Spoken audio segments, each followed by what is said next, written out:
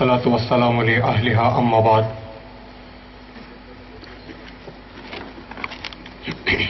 رئیس المحفل حضرت مولانا شاہ قادری سید مصطفیٰ رفاعی صاحب دامت برکاتہ، مہمان خصوصی حضرت ڈاکٹر راہی فدائی صاحب دامت برکاتہ، مہمانان اعزازی علی جناب سی پی یوگیشور صاحب MLA، علی جناب مسعود فوجدار صاحب چیئرمین KMDC، اور علی جناب ذکریہ خان صاحب صدر ضلع پریشد ضلع منڈیا، اور آل انڈیا ملی کونسل کے صوبہ کرناٹک کے عہدیداران، اسی طرح سے آل انڈیا ملی کونسل ضلع بنگلور کے صدر حضرت مولانا مظفر عمری صاحب اور دیگر عہدیداران گرامی، شورائے کرام، عمائدین ملت، بزرگان قوم، نوجوان دوستوں، پس پردہ سننے والی محترم خواتین،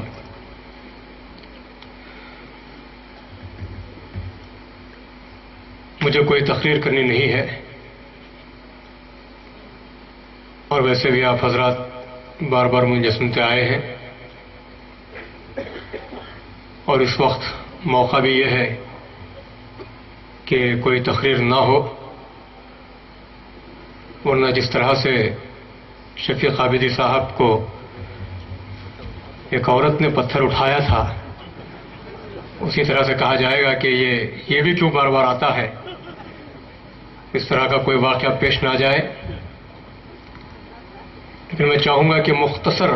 2-4-3 منٹ میں آج کے جلسے کے غرض و غائد بھی بیان کروں، اور آئے ہوئے مہمانوں کا میں شکریہ بھی ادا کروں گا. عصر حاضر کے تقاضے، جب ہم ملک پر نظر ڈالتے ہیں،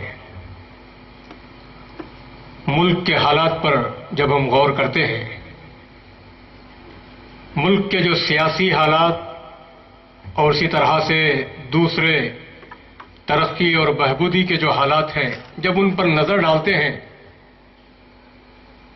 تو میں اس بات کی ایک تشویش ہوتی ہے کہ اس ملک کے اس منظر نامے میں ملک تو آگے جا رہا ہے، ملک تو ترقی کر رہا ہے، ملک ایک خواب دیکھ رہا ہے کہ 2020 میں وہ دنیا کا سپر پاور بننے جا رہا ہے. ملک کا خواب ہے کہ آنے والے دنوں کے اندر وہ ساری دنیا پر اپنی بات کو چلائے، اپنے مقصد کو چلائے. اور اس وقت ہوتا بھی یہی ہے کہ دنیا کی بڑی بڑی طاقتیں ہمارے ملک کی مرہون ملت ہیں، بڑی بڑی طاقتوں کی نظریں ملک کے اوپر ہیں، بڑے بڑے طاقتوں کے تجارتی مراکز ملک میں قائم ہو رہے ہیں. آج ملک میں ایک طرف ترقی کر رہا ہے، ایک طرف آگے بڑھ رہا ہے، ملک بہت آگے جا رہا ہے. ملک کے سائنسدان پوری دنیا میں ہیں، ملک کے تعلیم دان پوری دنیا میں ہیں، ملک کے اندر ایک اچھی سوچ رکھنے والا طبقہ ہے، ملک کے اندر ہر چیز موجود ہے. اگر کوئی چیز موجود نہیں ہے تو اقلیتوں کا ان کا مقام حاصل نہیں ہے. آج ہمیں تشویش ہو رہی ہے کہ ملک کی اس ترقی میں کہیں ایسا نہ ہو کہ مسلمانوں کا نام مٹا دیا جائے. ملک کی آزادی کا جب ذکر ہوگا تو دنیا والے ذکر کریں یا نہ کریں، لیکن تاریخ یہ کہتی ہے، تاریخ کے صفحات کہتے ہیں کہ جب بھگت سنگھ کا نام آتا ہے تو وہیں پر نام آتا ہے ٹیپو سلطان شہید کا نام آتا ہے، وہیں پر سراج الدولہ کا نام آتا ہے، وہیں پر مسلمانوں کے علماء کرام نے جو قربانیاں دی ہیں ان کا نام آتا ہے. آج لوگ اس کو مٹانے کی کوشش میں ہیں، لوگ مانے یا نہ مانے لیکن تاریخ مانتی ہے. لیکن اگر یہی حالات رہے، آج جو حکومت قائم ہے، آج جو اقتدار قائم ہے، آج جو نظر نظریہ قائم ہے، آج جو آئیڈیالوجی ہندوستان پر حکومت کر رہی ہے، ہمیں تشویش ہے کہ ہو سکتا ہے کہ ایسا ایک وقت آئے گا کہ مسلمانوں کو گمنام کر دیا جائے گا، مسلمانوں کو ہر طرف سے مٹانے کی کوششیں کی جائیں گی۔ آج نصاب کا مسئلہ ہے، نصاب کے اندر سلیبس کے اندر تبدیلی کی جا رہی ہے، ایک تاریخ کو مٹانے کی کوشش کی جا رہی ہے اور من گھڑت کہانیوں کو نصاب میں داخل کر کے آنے والی نوجوانوں کے ذہنوں میں یہ بات ڈالی جا رہی ہے کہ اے نوجوان اگر قربانی دی ہے تو مسلمانوں نے نہیں، ہم نے قربانی دی ہے۔ آج کا ماحول یہ کہتا ہے، آج انصاف کی نظر سے اگر کوئی دیکھے، ایسے یہ MLA صاحب ہمارے سامنے موجود ہیں، ایسے کئی افراد ہیں، عصمت پاشی صاحب نے اور شفیق عابدی صاحب نے کہا کہ آج 80% ایسے افراد موجود ہیں اور انہی سے حکومت قائم ہے، انہی سے ملک قائم ہے، ورنہ اشارے تو یہ دے رہے ہیں کہ آج ملک کا جو حکمران ہے وہ خاموش ہے لیکن اس کے ہاتھ بول رہے ہیں، وہ خاموش ہے لیکن اس کی آنکھیں بول رہی ہیں، وہ خاموش ہے لیکن اس کے قدم بول رہے ہیں، وہ خاموش ہے لیکن وہ چاہ رہا ہے کہ قوم کو ختم کیا جائے، مسلمانوں کو ختم کیا جائے۔ ارے حکمران ہوتا ہے ہر رعایا کا خیال رکھنے والا۔ آج کوشش یہ کی جاتی ہے کہ نوجوانوں کو پھر دوبارہ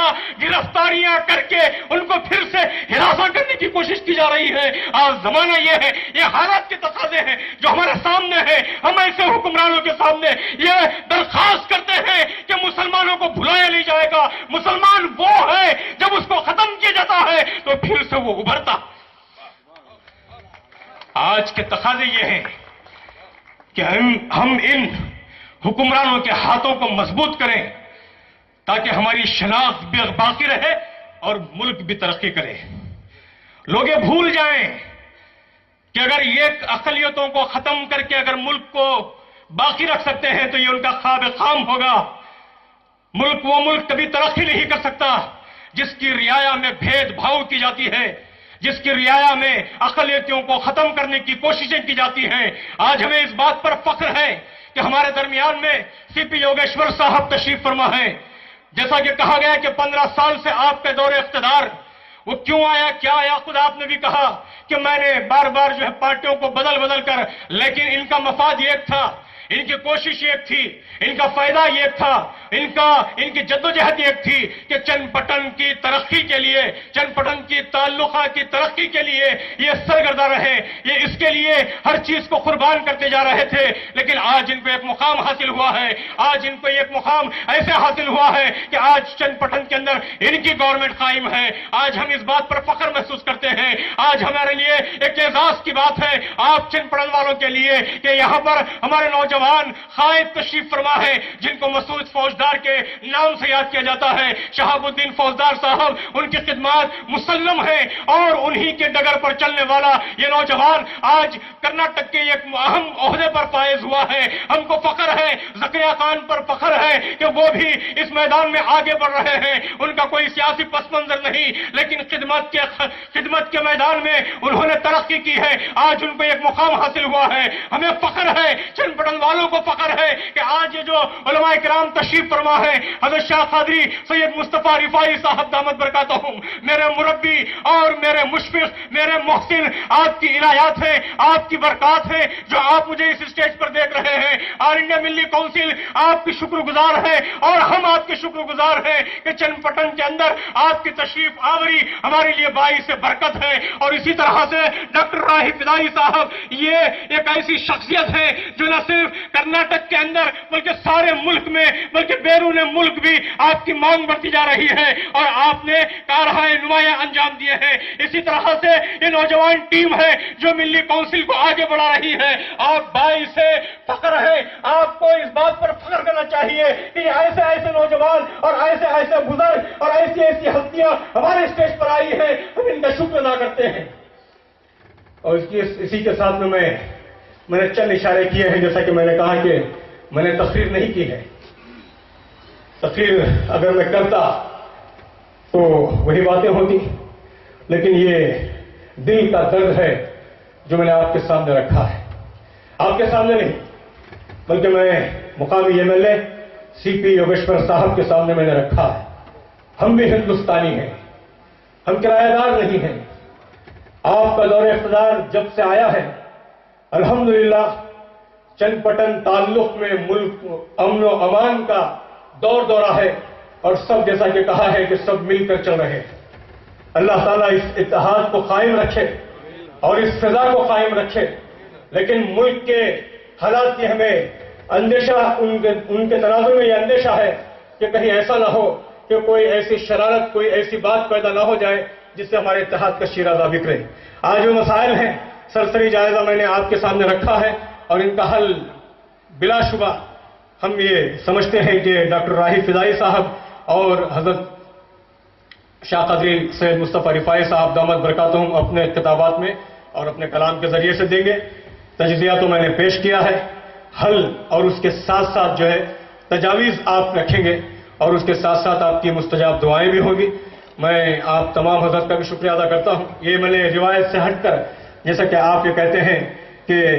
ایک بدعت آپ نے روایت کو بدلا ہے، ایک ادبی بدعت آپ نے کی ہے، اسی طرح سے میں نے ایک روایت کو بدلا ہے کہ میرے خطاب کو میں نے کلمات شکریہ میں نے تبدیل کیا ہے. بہرحال میں آپ تمام حضرات کا شکریہ ادا کرتا ہوں اور جو بھی حضرات آئے ہیں جنہوں نے بھی اس محفل کو رونق بخشی ہے، میں آپ تمام حضرات کا فرداً شکریہ ادا کرتا ہوں اور اپنی بات کو ختم کرتا ہوں. وآخر دعوانا ان الحمدللہ رب العالمین.